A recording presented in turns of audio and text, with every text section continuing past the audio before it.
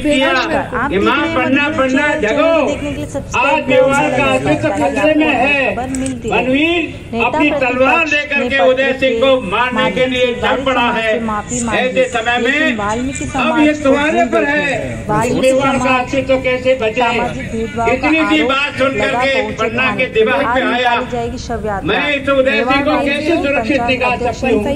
और इसलिए उसने अपने किरत भरा कि किरता काका तुम आओ और आकर के ये मेवाड़ का जो भविष्य है इसको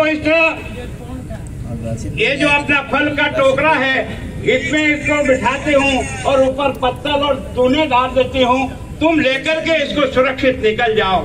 आप विचार कर सकते हो, एक महाराणा मेवाड़ का होने वाला भविष्य पत्तल धोने में ढक करके जाता है और सुरक्षित निकल जाता है।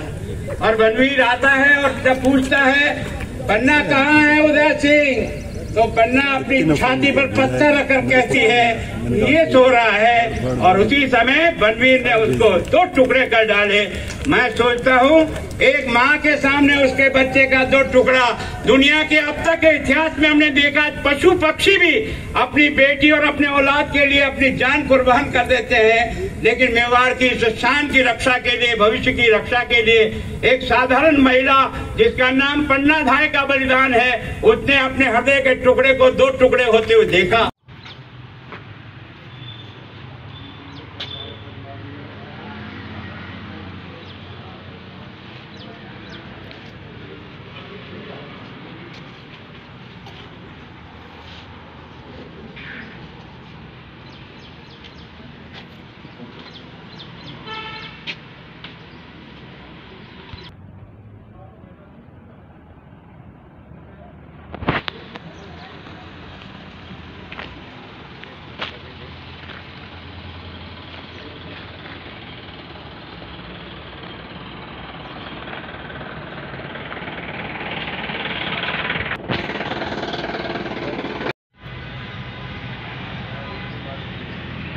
आ जाओ नहीं आगे। अरे रुक जाओ वहीं रुक जाओ।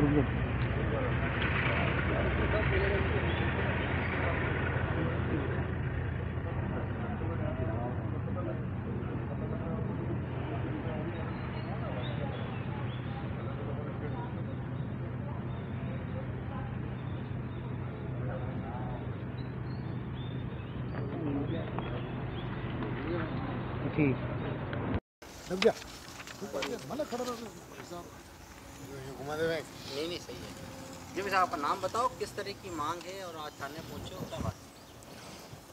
बाबूलाल घावरी, आज अंबेडकर मेवाड़ पंचायत के माध्यम हमारे अध्यक्ष पुष्कर जी चौहान के नेतृत्व में हम लोग आज गोवर्धन विलास पुलिस थाना पहुंचे और हमारे सीआई साहब हैं, उनसे हमने बातचीत की। बातचीत में हमने उनसे आग्रह किया है कि 31 तारीख को हमने जो एक ज्ञापन दिया जिसके माध्यम से एफआईआर दर्ज करना था, तो वो ज्ञापन सहित यहाँ पहुँच गया है, ऐसा हमारे को बताया गया है। मिलने के बाद हमने उनसे आग्रह किया है कि गोवर्धन विलास सागर के पास में जो पन्ना धाई की मूर्ति का अनावरण के दौरान एक तो गुलाब जी कटारिया साहब प्रतिपक्ष नेता और विधायक उदयपुर शहर और एक सोनी जी है गोवर्धन लाल सोनी, इन दोनों सज्जनों ने गिरधारी लाल जी सोनी, इन दोनों महानुभावों ने अपने भाषण के अंदर किरत नाम के व्यक्ति का संबोधन करते हुए बार बार भंगी शब्द का प्रयोग किया। हालांकि एक ऐतिहासिक घटना है, अब वो किरत किस जाति का था हम उसमें नहीं जाना चाहते, लेकिन उन्होंने भंगी शब्द का प्रयोग करके हमारे समाज को अपमानित किया। हम चाहते हैं उनके खिलाफ कानूनी कार्रवाई हो। उसी उद्देश्य को लेकर के हमने एफआईआर दर्ज कराने के माध्यम से हम लोग आए हैं। एफआईआर दर्ज होगी ऐसा हमारे को आश्वस्त किया है और बयान लेकर के जांच की जाएगी। एफआईआर दर्ज होने के बाद ही हम आगे बढ़ेंगे और अगर एफआईआर दर्ज नहीं होती है तो हम कोर्ट के माध्यम से इस मुद्दे को उठाएंगे। अभी लेटेस्ट एक जानकारी मैं आपको बताना चाहता हूँ कि वारी समाज को लिखित में पत्र देकर के उन्होंने माफ़ी मांगी, लेकिन वाल्मीकि समाज जो आज वारी समाज से जायद वाल्मीकि समाज उदयपुर शहर में बहुत बड़ी तादाद में लोग हैं, लेकिन उनकी अनदेखी की गई है। उन्होंने अपने शब्दों में माफ़ी बिल्कुल नहीं मांगी कि मैंने भंगी शब्द कह करके या ऐसे ओछे शब्द कह करके हमने इनको मन में हमारे प्रति कोई दर्द नहीं है, कोई पीड़ा नहीं है। ऐसा लगता है शायद वो उदयपुर शहर के निवासी नहीं है हम लोग।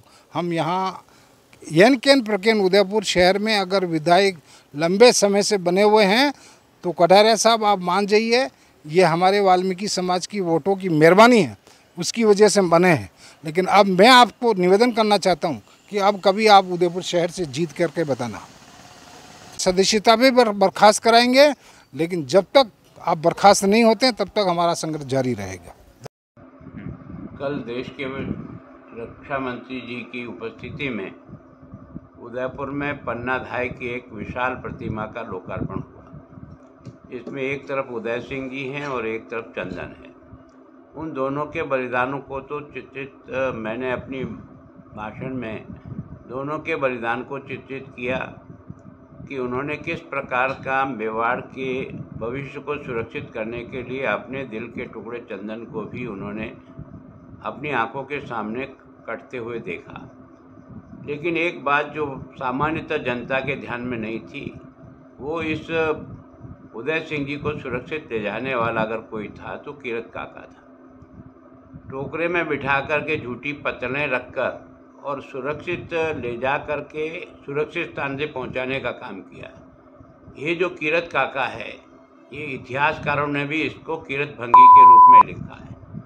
कविताओं के रूप में भी जो कुछ हमने पढ़ा है उसमें भी कीरत भंगी के रूप में ही पढ़ा है। और मेरे भाषण के बाद जो एक कविता गिरधारी सोनी जी ने पढ़ी कानून वालों ने, उसने भी कीरत काका के उस मेवाड़ की इस भविष्य को सुरक्षित करने का जो योगदान था उसका उन्होंने बहुत अच्छे ढंग से कविता में चित्रण किया।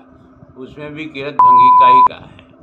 तो हमने कोई जानबूझ करके भंगी कहने का साहस नहीं किया। जो इतिहास में लिखा हुआ है, जो अब तक कविताओं में लिखा, वही बोला है। और उसके बाद भी अगर आप में से किसी को कोई ऐतराज़ लगता है तो वो मुझसे आकर बात करे, क्योंकि मैंने जो शेड्यूल कास्ट की जो सूची देखी है, जो अब से हिंदुस्तान की आज़ादी के बाद घोषित की गई है, उस पर 14 नंबर पर आज भी जो सर्टिफिकेट शेड्यूल कास्ट के बनते हैं वो भंगी के नाम से ही लिखा हुआ है। और आप सब लोगों ने भी बनाया होगा।